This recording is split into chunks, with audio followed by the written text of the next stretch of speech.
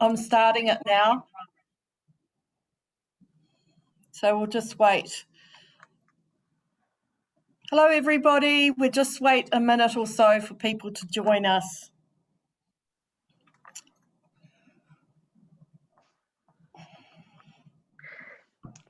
Can we see anywhere where people, who's joining? Okay, so everyone can hear us now. There are 43, 44 people joining us. It just takes a couple of minutes. I can see it on the control, but we can't necessarily see who's actually joining.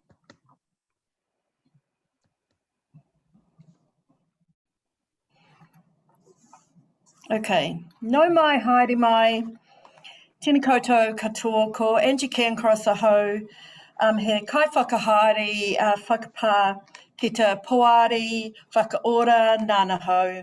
Welcome everyone. Today we're doing a session on the refresh of the key documents for occupational therapy, and we have the Ropu here to join us. I'm going to hand over to Dr. Sharon Gemmell, who is one of the chairs of the Ropu. So thank you very much for joining us. This is going to be a recorded session, and we will be putting it up on the website and the YouTube channel if you know anyone that also wants to see it. So I'm going to hand over to Dr. Sharon Gemmell now. Kia ora, ina mana ina reo e rau rangatira mā.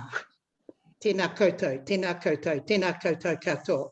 E nā iwi e hui hui nei, haere mai ki te tēnei hui. Ko Sharon Gemmell aho, tēnā koutou, tēnā koutou, tēnā koutou katoa. Welcome to the Occupational Therapy Board Refresh Ropu webinar. I'd like to ask you to send in your questions to us, and we are happy to answer them as we go through the slides at the end of all of our slides. Secondly, we are actually running a poll, and the poll, the question is, should we use the word interdisciplinary or should we use interprofessional?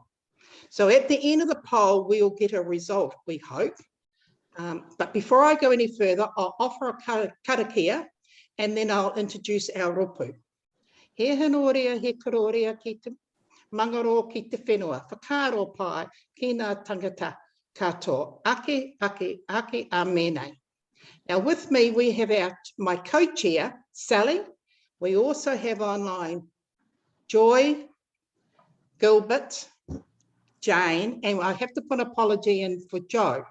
Now, I'll ask each of them to introduce themselves personally. Sally, if you would do that, please. Well, Sally Wenley aho. I'm originally from Central Hawke's Bay, and now I am a freelance journalist in Auckland. I've spent many years as a journalist for Radio New Zealand, and I'm now a bit of a media commentator, and I do quite a bit of volunteer work. I'm a former board member of the Occupational Therapy Board. I'm on the committee, it's called Spinal Support, which is based at the Otara Spinal Unit in Auckland. And I'm on the national board of New Zealand Riding for the Disabled. So I live in Auckland with my teenage daughter and quite a few animals. And yeah, ka pai, thank you all for joining this meeting. Ora. Joy, would you like to introduce yourself? Unmute yourself, Joy. I can't see myself. Ko Joy Aiton aho. I tipu ake aho ki rānana. No ingorani o ko tipuna. No tai potine aho. So I'm currently living on the West Coast. I've been an occupational therapist for the last 32 years, which is a bit scary. I have my own business now, and really feel privileged to be part of this Ropu, and quite passionate about our profession of occupational therapy. Kai whakaora, nangaho, aho. Kia ora, Joy, thank you. Now, Gilbert. Thank you, Sharon. Kia ora, everyone. My name is Gilbert Azuela. I am an occupational therapist, and I'm currently working for TIPO. It's an organization for national workforce development for mental health, addiction, and disability. And also, I'm the current Tangata-Tiriti president of the Occupational Therapy Pakaaro ng Aho Aotearoa, the Occupational Therapists Professional Association. Yeah, I'm very pleased to be part of this RUPU and looking forward to the presentation and discussion for this afternoon. Kia ora. Wonderful. Wonderful. Thank you, Gilbert. And Jane. Jane, unmute yourself, please. Takes a bit of technical skill to do that. Kia ora everybody, ko Jane hoku takawanga, ko ramahanga te awa, ko Ngāti Kahungunu ki Wairapa, te iwi ko Pukanaki te Maunga, ko Ngāti Kahungunu ki Wairapa, I think I just said that, sorry, ko Juria Hau, ko Jane hoku takawanga. I am a Māori occupational therapist, kai whakaora ngangahau, work in a marae health setting, been here for 5 years now, and not leaving. Just really passionate about really ensuring that Māori that have occupational therapy services do well out of them, and I'm passionate about our profession as well. Kia ora. Kia ora. Kia ora, Jane. Thank you for that. And apologies from Joanne Gilsman from the West Coast, who couldn't make it today, but she is part of our rupu. So just a reminder before we start our discussion, don't forget the poll is there, interdisciplinary or interprofessional, and please send us your questions. We're dying to answer them. Now, Sally, can you update everybody, please? Ora, I'm unmuted. Now, the reasons for the refresh, there are many. A big one was the health sector reforms that are underway. Well, that started with the legislation changes. So there's the Health Practitioners Competence Assurance Amendment Act, which you all practice under. And then in 2019, that was reviewed and changed. And then there's a couple of changes in there that really affect OTs and the board, obviously. And this is one to set standards of clinical competence and cultural competence. And then it added including competencies that will enable effective and respectful interaction with Māori, and ethical conduct, which is already there to be observed by health practitioners of the profession. And then another addition was to promote and facilitate interdisciplinary collaboration and cooperation in the delivery of health services. And these changes also add extra meat, I suppose I'd say, to the Heather Simpson report, which was looking into the Health and Disability Service. And that came out saying that there were such huge disparities between Māori and other people in the health sector, and that there needed to be some changes into that. And it also said that there needs to be more interdisciplinary work or interprofessional work, which is the poll that we're going to be looking at later. So there needs to be more interaction, and also that there is an increased use of digital health services. You know, the webinars, the Zooms, the FaceTime, different ways that consultations are working in the more modern world. And also the other report that we're looking at, the Hauora report, which was stage 1 of the Waitangi Tribunal Services and Outcomes Inquiry. And that also said about the huge discrepancies and how there needs to be more of an appropriate and culturally sensitive approach to Māori health.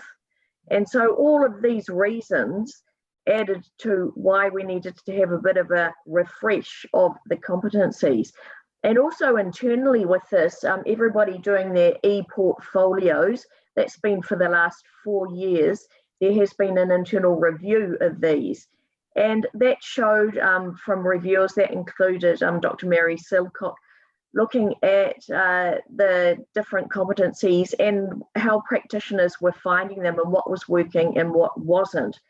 And there was a big issue with competency 2, which is bicultural, and that needed to be updated and made more relevant and to adhere to what I've just said before, the review, the legislative changes, and to work better for practitioners. So that would be the change that we've, the biggest change that we as a Roku have been working on in the competencies. And of course, just in general, the evolution of services, and the board has, that's why the board asked us to do a refresh, look at what's working, what's not, update it and make it adhere to the legislative changes, and also be in line with the health and disability system review, and as well as internal feedback that we've got through looking at your e-portfolios. So that is the big scope look at why we are here today, and we're going through this refresh of your competencies, the scope of practice, and the code of ethics. Wow. Thank you for that, Sally. It was wonderful. Now, Gilbert, if you could just give the people online an update on the project summary so far, please.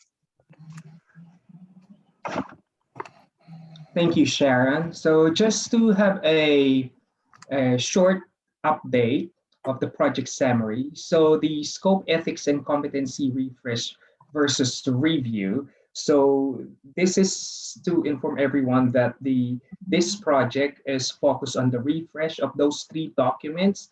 And from the last time, it was 2 years ago, it was led, staff led by the board. And then 6 months, this time 6 months, it is being led by the RUPU. So we're really aiming to produce this document by end of the year. So the OTB and SID staff have put all the communications and administration support for this RUPU to help the RUPU and to progress about this project.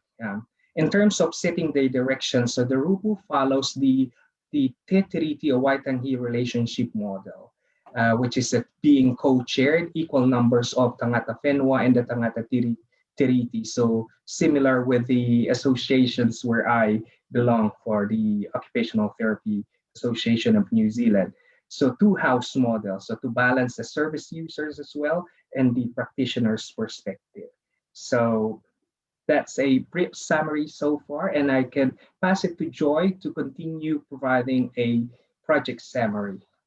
On to you, Joy.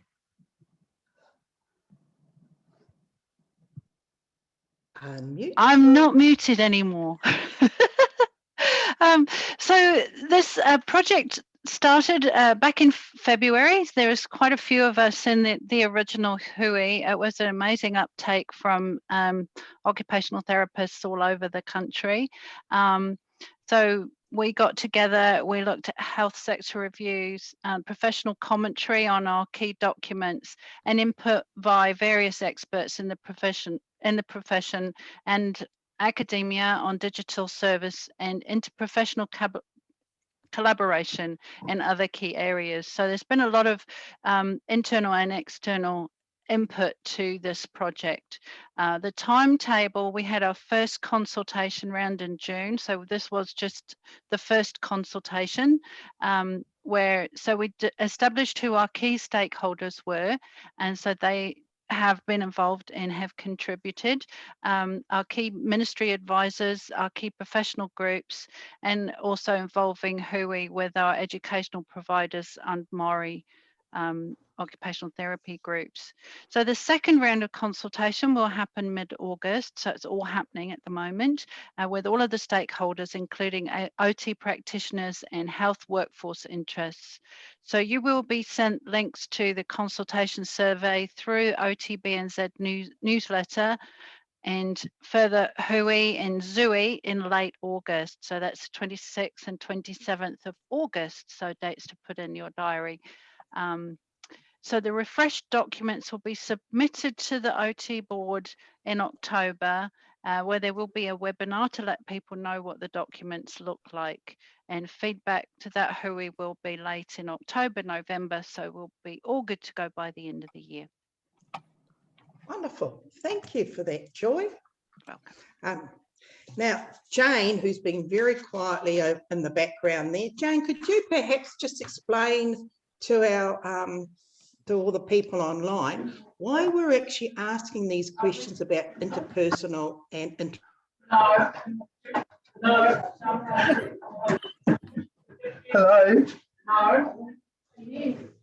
Can you hear me? I'm not sure that I'm the best person to explain this, but putting me on the spot. So I guess we've been using interdisciplinary as a term for a long time in our profession. The interprofessional practice is actually coming from the ministry and the review of the health service and the expectations about what health will look like in the future. So that's where the interprofessional has actually come from. It's, I suppose, it potentially might be government driven. Obviously. Right. I think we've lost young Jane there. So that's fine. Just before we go to the questions, as Sally and I are just the lay people, we're always keen to hear from the OT. And I was just wondering, I'm going to put our OT Rupu on the spot here and say to Gilbert first. Gilbert, how do you see these changes are going to affect you in your profession as an OT with these refresh we're doing?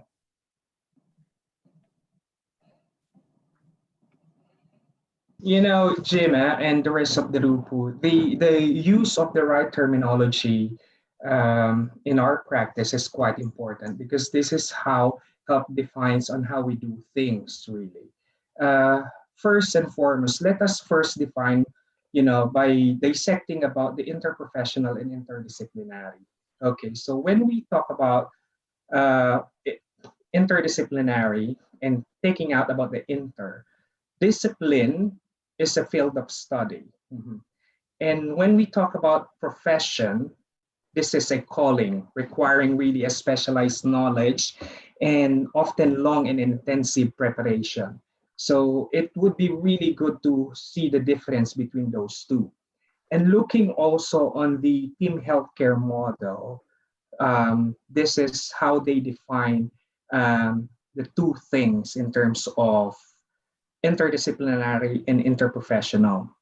When we talk about interdisciplinary, it is used to describe about the educational process. And when we talk about interprofessional, they used to describe the clinical practice.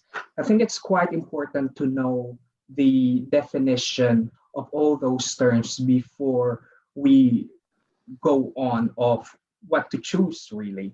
And looking also on definition internationally, like for example, the World Federation of Occupational Therapy have used the word profession to define the occupational therapy. I'm gonna quote it. Occupational therapy is a client-centered health profession concerned with promoting health and well-being through occupation. And this definition is being used also by the local association. You can check it on their website, both the WUFUT and the OTNCWNA. Okay, so this is where the tricky part goes. Okay, so we have those documents internationally and the profession are currently using. And then when we look about the Health Practitioner Competency Assurance Act, there was a mention there on Section JA to promote and facilitate interdisciplinary collaboration and cooperation in the delivery of health services. I think personally for me, this is where the confusion starts with whether what to use, interdisciplinary or interprofessional.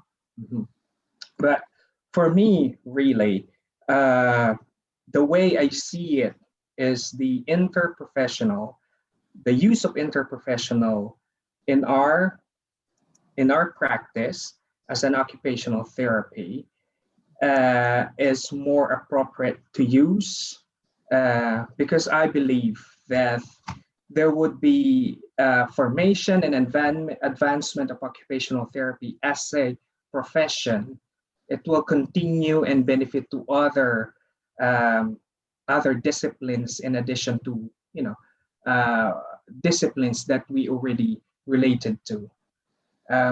So it's my thoughts between interprofessional and interdisciplinary. On addition to that, I'm speaking in the field of mental health, addiction, and disability of my current work, what I do.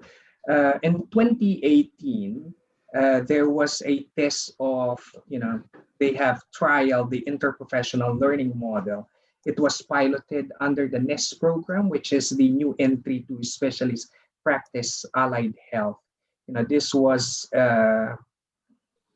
involved the NEST nursing participants from ADHB.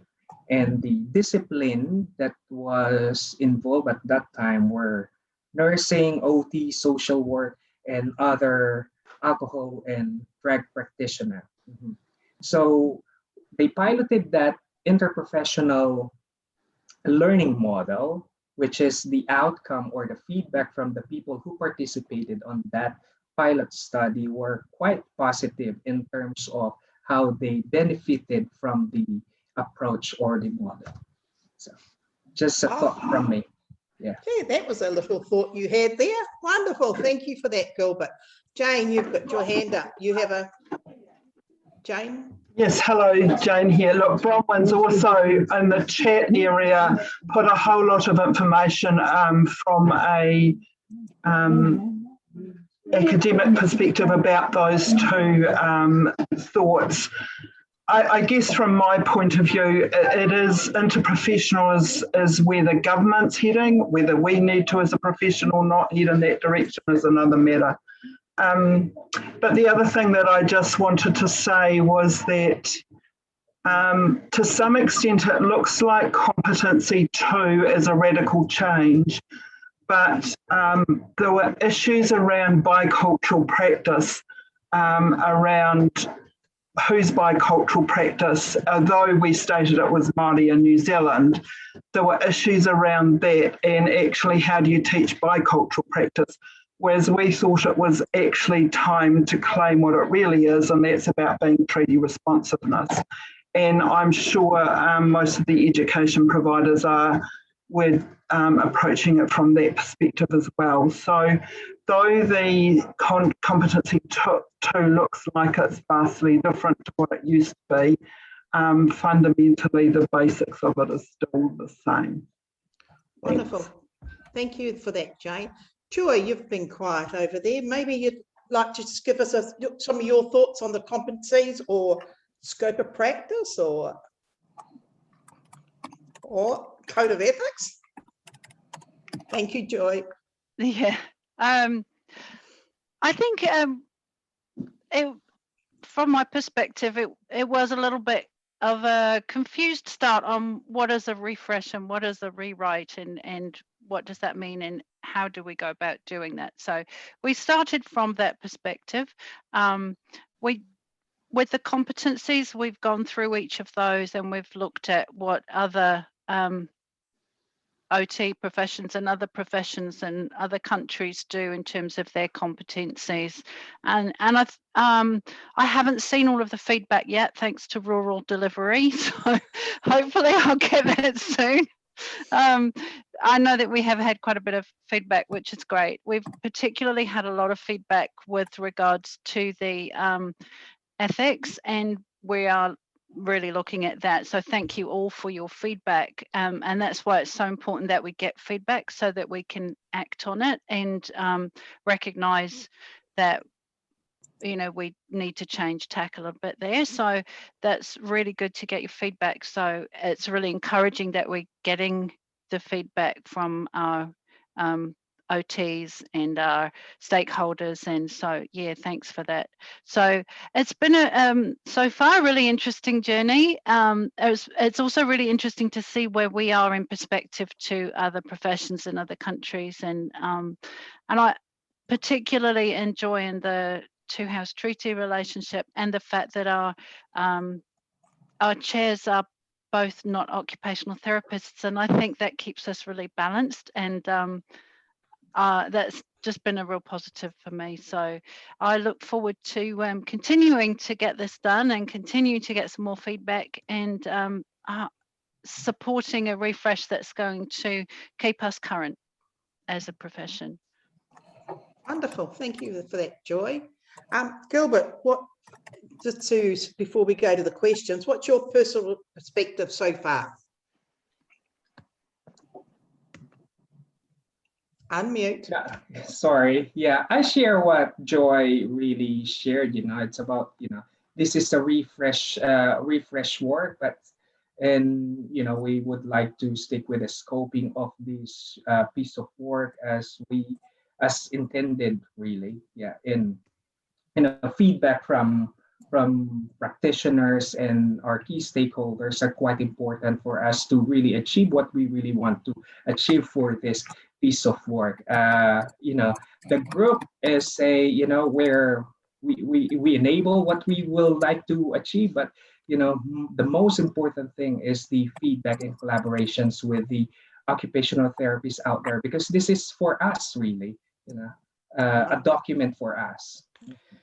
Yes, you are quite right there. That's what both Sally and I like to remind everybody. We're just chairing it, and we need to hear the feedback from the occupational therapists. Jane, you've been quiet. Would you like to give us your perspective before we go to questions? It's been a journey, and I was privileged enough to be involved in the original, not the original, Claire, aroha mai, in the competencies last developed. And, for me, it's exciting to see a lot more te reo in our documents, and I thought about why didn't we do treaty competency back, 5 years ago, and I don't know whether we weren't brave enough or what the story was, but I'm glad we're here now, and there is a real toss-up between, are we refreshing or are we throwing everything out and starting again, and we have had to remind ourselves that this is a refresh. We've had a lot of feedback about the Code of Ethics. The one that was presented to you was developed by Ron, now I'm going to forget his name. Patterson. Ron Patterson, the former Health and Disability Commissioner. And so the value of that is it had a very strong consumer perspective to it. But we've heard your feedback, and we still have got one final day of feedback at this round. We're meeting with Māori occupational therapists or Māori stakeholders this Friday, and then following that we'll move on with our next consultation. So, kia ora. Kia ora, Jane, thank you for that. Now we will go to our questions that we've received. And the question we've got, who wants to be brave to answer the first question from Margaret? Should we read out the question, or can everybody see it? No, you read the question. Okay. So from Margaret Goodall, apart from interdisciplinary versus interprofessional services, what about transdisciplinary and generic and RHP roles? I actually have a question there too. What is transdisciplinary? Who could answer that, please? Joy, you have your hand up. Unmute and you can speak. I'll give that a go. So my understanding that transdisciplinary goes across disciplines. So that's where we get into role sharing. And, this used to be the one car up the drive. So the one person can do a lot of roles that may have once been performed by lots of different people. So that's where the roles get blurred, and we can share certain things from other disciplines. The reason we haven't gone into that discussion, Margaret, is because it was really the documents that seem to be interspersing interdisciplinary and interprofessional across all of the legal documents and everything else that we were looking at. So it was, which one of those do we want to use? The transdisciplinary hasn't really become part of this refresh. It's a sort of different thing. Is that right? I did notice that Bonnie gave us an answer there too.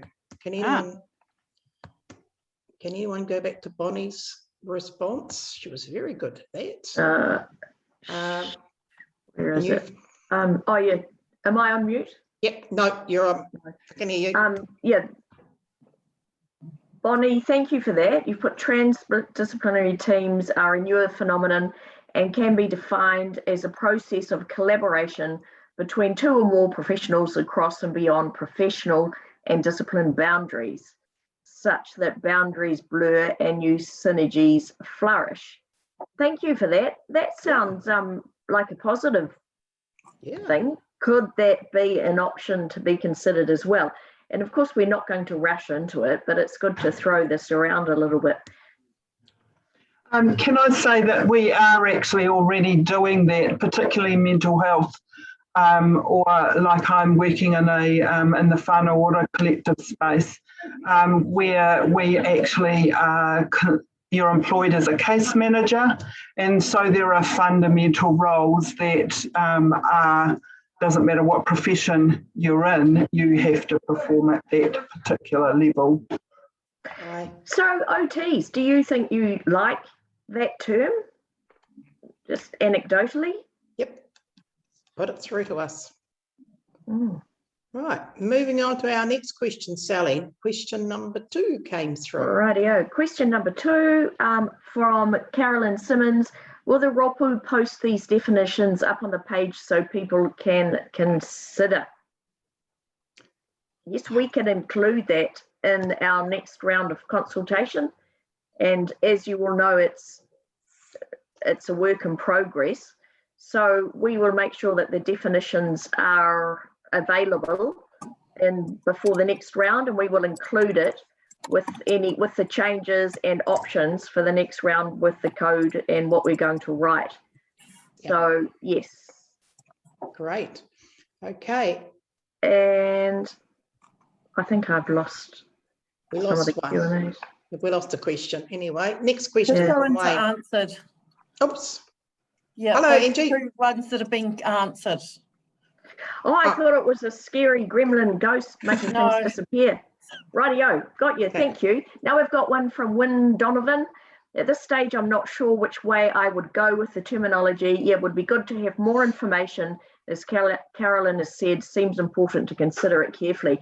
Absolutely, and all your feedback and knowledge and skills is what we need to help us all consider it carefully. So, yep, we will be very careful and go on what the OTs say and look at international, the WHO, what they're doing, and other OTs like Australia and so on. And we've got the UK, I've got the Royal College of OTs standards here as well.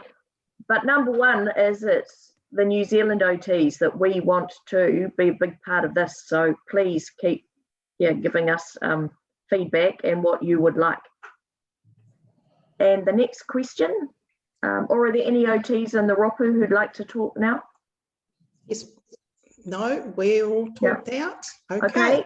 From Bronnie, thank you for your definition before.